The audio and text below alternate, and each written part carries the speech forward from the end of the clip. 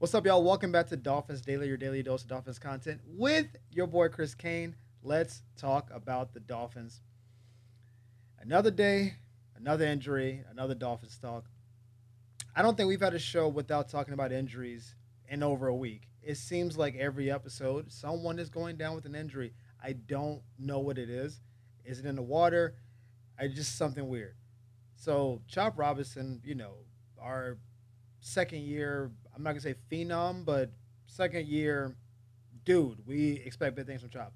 Chop was carted off the field today. I've been watching football a long time. What I know generally is if someone is carted off a field, it's not good. Very rarely is someone carted off and it's like, oh, you're just day to day. Because you can walk off on your own power. You can kind of muscle your way off the field. It doesn't, that's just not a good thing. Now, as of this recording, I don't have any additional details because they haven't been released to the public. By the time you see this, we may have more information. So hopefully tomorrow something good happens. Like, oh, it was a scare. We didn't have proper equipment on the field, so we just moved them on. Hopefully it's something big. This would be an absolutely devastating blow to the team if Chop misses any significant time. We literally have our two other defensive end outside linebackers coming off an injury. And their whole goal was to teach Chop more stuff because last year as a rookie, they weren't there. So Chop was learning on the fly how to do everything. And the idea was, hey, we're going to be here now. Your big bros are here. Big brothers are here to show you how it's done. Then we can rotate the three of them and then have this unbelievable pass attack, like a pass rush attack. That's what the whole approach of this was. Bradley Chubb took a pay cut. Jalen Phillips in the last year of his contract. Chop in year two, hoping that he can be a dude and start looking into that. Where's the next extension coming up? That was the whole approach to this year. I'm saying this as like a future tense because I have to do worst case before best case. Best case, he's out for this next preseason game, works his way back into practice, plays the last preseason game, ready for the season. No harm, no foul. Worst case, pup list. Worser case, out for the year. I don't want that for Chop. I thought he got better in the second half of the year last year, which makes sense because the first half of the year, you're kind of learning the game. You just got done in college. You haven't used to the speed, the size. And again, he didn't start a lot. He started one game last year. But he wasn't put in the best position to succeed because he was supposed to be our third rusher. That was the whole approach to why we got him. Like, hey, we know that Jalen's up for a contract, kinda, so we'll know if we're going to keep him. Chubb was under contract for a long period of time. Then we knew we had a lot of stuff going on. I just really hope he's good. I don't want to see the dreaded ACL, MCL, Achilles. I don't want to hear any of that stuff.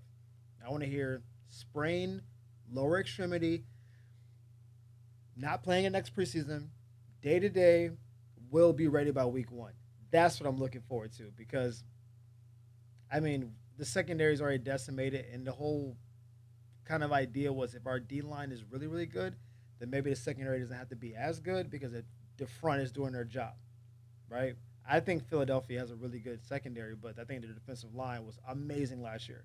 So this secondary probably got a little boost. Like maybe they were really a B level secondary, but play at an A because that ball's got to come out quicker. Quarterbacks can't let routes fully develop. They got rushed to throws. We'll see, man. I'm just really hoping the best for Chop. This is potentially devastating. Hopefully, knock on wood, he's good. He's good to go. I'll be 100% honest. I know joint practices happen every year.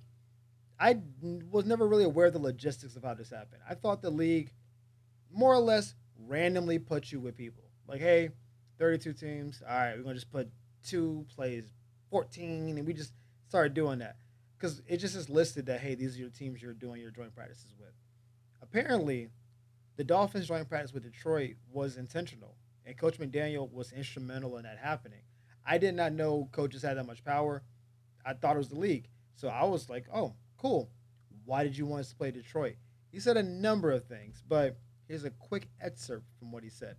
He said, I think they don't take practice for granted, it appears. I love Dan Campbell and his approach. It's very authentic. So, yeah, I'm expecting people who have intensity to come to practice and challenge the opposing team who will have intensity.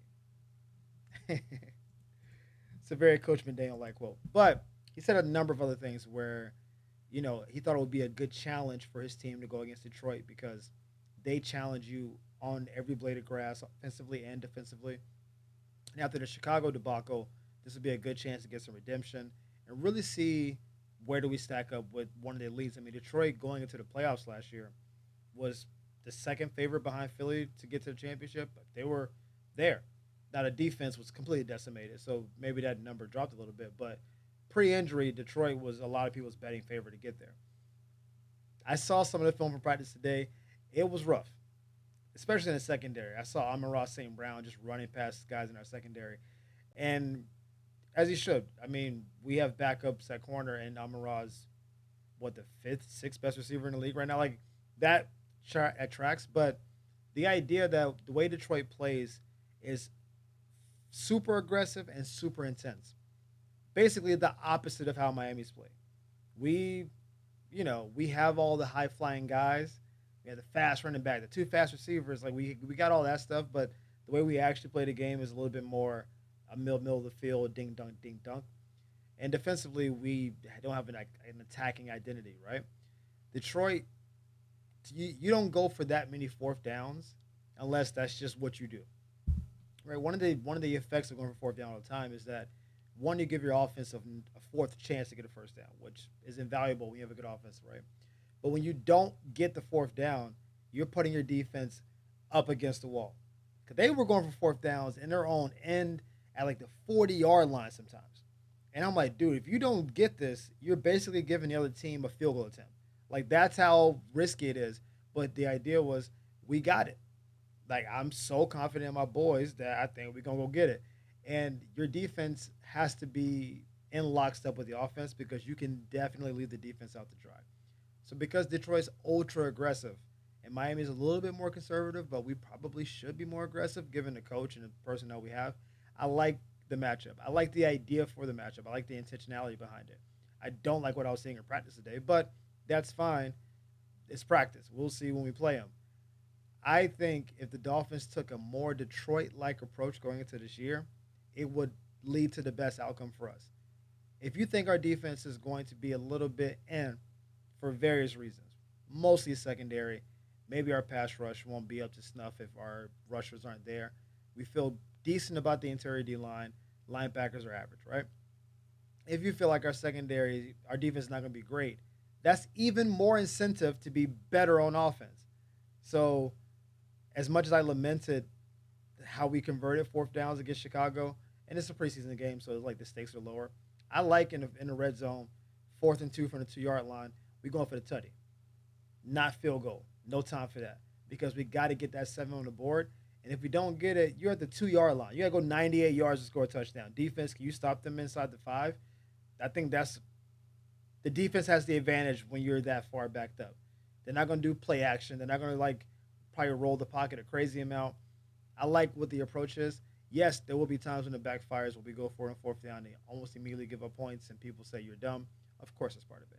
But I do like why he said what he said. I do like the way Detroit plays. I think more teams should play that way.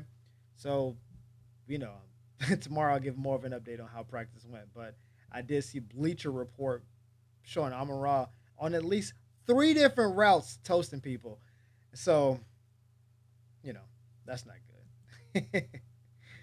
So one of the players who shined in our first preseason game was Ollie Gordon, who I think, even if Alexander Madison hadn't gotten hurt, may have supplanted him for that spot, right? Jalen Wright, I guess, is still the presumptive number 2 back. I haven't heard any discussion that he's lost that job. But what Ollie was showing out there was, hey, I can play the game, which we kind of thought he could. Again, a couple years ago, amazing. Last year, disaster. So which version are we getting? In the game, I saw 2 years ago, Ollie. I saw physical, I saw strong, I saw faster than you think. I saw all that stuff, right? So Coach McDaniel raved about Ollie, but said there's some things he needs to work on. He said a number of things, actually, but we'll start with these right here. He said rookies have to learn how to play when the ball is not in their hands. You have to be able to execute 1/11th of the necessary responsibilities on every play. He ran some good routes, but the main thing is dependability, his ability to align correctly and to do all the things we ask it back to do. That's what I want to see grow for him. I mentioned before coach even said that, the number one thing I see from rookie backs is that they don't pick up blocks well. They're not good pass protectors, and that's why they don't stay on the field for a long time. There's two reasons why you're probably not good at pass protecting as a running back. One, you don't know where you need to be blocking. Like you don't know the person, you don't know what angles they're coming from. So you're like, do I get the outside guy, the inside guy, and you choose the wrong person, and then your quarterback gets destroyed. Generally, you block the guy on the inside because the outside guy has to loop a little bit further, right? But there are some formations where that may not be the case. But generally, inside man first, outside man last. Rookies sometimes don't do that. So they go for the outside guy. Inside guy's right up in the middle, destroys the quarterback. Running back's like, what happened? I blocked somebody, and that's bad. So that's sometimes the case. But the second part is that a lot of colleges don't have running backs block. Running backs are lined up next to their quarterback. They go into routes. They do, they go in motion, a lot of other crazy stuff. And so the physicality of you're basically standing still, maybe taking a step forward, and someone is running downhill at you, either from 5, 7, sometimes 10, 12 yards away. And they're running a full head of steam, and you got to stop that collision and ideally kind of turn them a little bit. Because if you just engage straight up and they're coming downhill and hitting you, you could get knocked straight back into the quarterback, which is a disaster. One, you got pancaked. Do better. Two, you fell into your own quarterback who your whole job was to protect. So I don't know how much blocking they were doing at Oklahoma State. Their offense seemed to be, I think, a little bit more spread out. So I'm not shocked at all if Ollie Gordon's like run block is not elite because he hasn't been practicing it. That would make sense to me. That's just what I've seen from most rookie backs.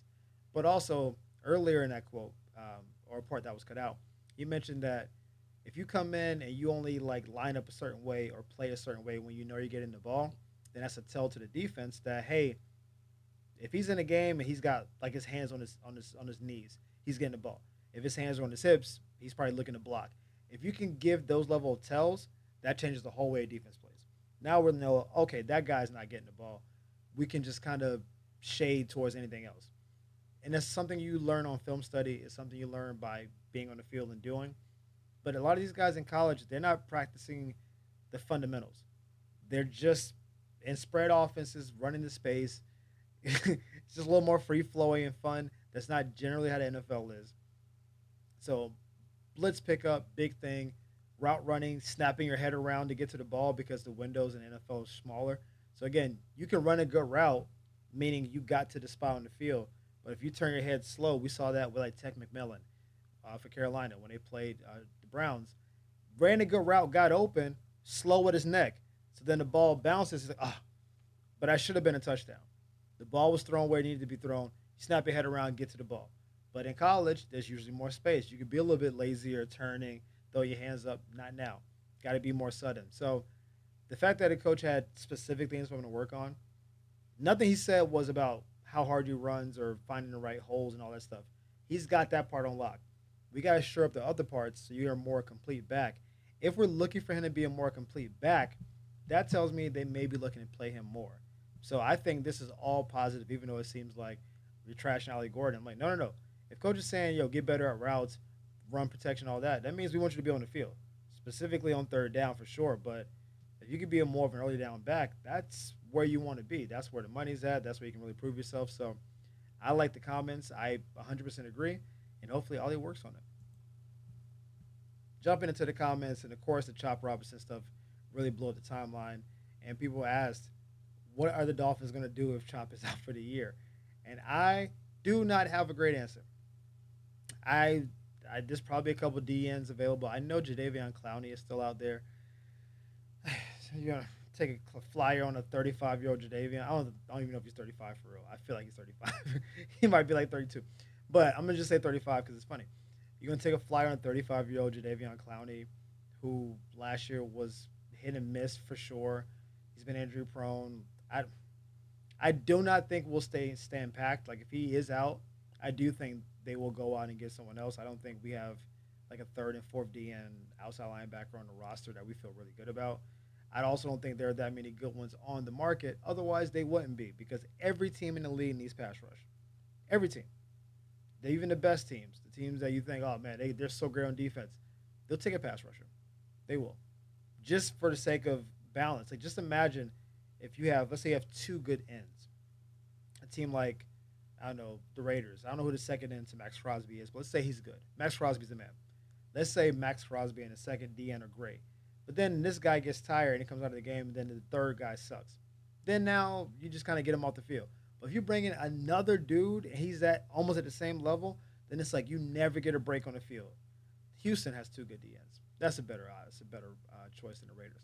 But having more guys that can rush means that Max Crosby basically plays max out the whole time, all puns intended. But most DNs give a rush, sideline. They're dying. And while they're doing that, if you can bring in someone else that's basically at the same level, and then they come back in fresh and you just keep them flowing with the fresh, then you can just harass quarterbacks the whole game. You don't have to worry about, hey, get that guy a quick blow so we can get it back on the field. It's like, no. You can like really catch your wind for real. So when we get back on the field, you can go all out. So I don't know if there's any of these guys on the market that are really good, because if they were, they would probably be signed. Maybe a couple of them want big money, and it's like they're not at big money parts of their career. Like, you're at the tail end of your career, but give me big money. That may be a choice once or twice. If Chop is out, though, I think they'll be compelled to play Bradley and Jalen Moore. That makes me nervous because I was operating under the assumption that they may be on some level of a pitch count, because both are coming off injuries. Bradley Chubb didn't play at all last year. Jalen Phillips played and got hurt. I don't want them out here playing excess snaps. Like that, I feel like you're almost putting yourself in a bad place. Like, if they don't play, then our pass rush is bad. And if they do play too much, they're more likely to get hurt. So where are we? Um, I mean, maybe they'll give some young players a nod. I haven't heard like any DNs like really like super impressing. So I think they will probably go on the market, try to get a couple of veterans who, maybe you strike gold like a Kyle Van Noy type dude who was kind of a castaway. We thought he was older, and then he went to a good defense where he didn't have to be like the GOAT, like the god or whatever. He could just kind of be a good player. All of a sudden, very solid year, and got a little extension out of it. Like, there's probably one or two guys like that on the market where people kind of think they're washed, but maybe they just on a bad team, or they were like the number one rusher dude. Um, and now they can kind of be the second or third. Like, there may be a scenario out there, but ideally, Chop will be back, and this will all be null and void. And we'll have to talk about what am I going to do when he's not playing. But I don't think, unlike the cornerback options where there's still two good corners on the market that we just refuse to sign, I don't think there are good DNs on the market like that.